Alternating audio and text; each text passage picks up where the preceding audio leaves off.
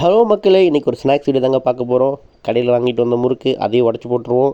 அடுத்து மிச்சர் பாக்கெட்டில் கொஞ்சம் மிச்சர் கொட்டிப்போம். காரா பூந்தியும் சேர்த்துப்போம். பெரிய வெங்காயத்தில் ஒரு ஆஃப் வெங்காயத்தை கட் பண்ணி சேர்த்துக்கலாம்.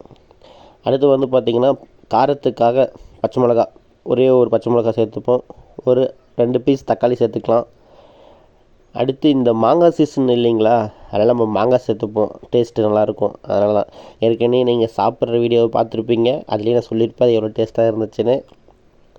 இங்கே பாருங்கள். அடுத்து வந்து கறி மசாலா ஒரு ஆஃப் ஸ்பூனும், சிக்கன் மசாலா ஒரு ஆஃப் ஸ்பூனும். இது மட்டும் போதுங்க. ஏன்னா காரத்துக்காக நீங்கள் மிளகா பொடியோ வேணால் பெப்பர் சேர்த்துக்கிட்டா நல்லாயிருக்கும். ஆனால் காரத்துக்காக நம்ம தான் பச்சை மிளகா போட்டிருக்கோம், அதனால் அதுவே நல்லாயிருக்கும். ஸோ உண்மையாலுமே சொல்கிறேங்க, வேறு லெவல் டேஸ்ட்டு.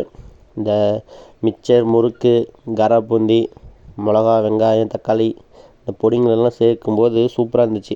உங்கள்கிட்ட லெமன் இருந்தால் லைட்டாக லெமன் புழிஞ்சு விட்டுக்கோங்க, அது இன்னும் வேறு மாதிரியான டேஸ்ட்டு கொடுக்கும். ஆனால் உண்மையாலுமே சொல்கிறேன், இதை வந்து நீங்கள் மிஸ் பண்ணிடாதீங்க. மாங்காய் காலம், மாங்காய் சீசனாக இருக்குது. அதனால் நீங்கள் இதில் இன்னும் என்னென்னலாம் ஆட் பண்ண முடியுமோ அதெல்லாம் ஆட் பண்ணுங்கள். ஆனால் சூப்பர், சாப்பிட்டு பாருங்கள், அது மாசு.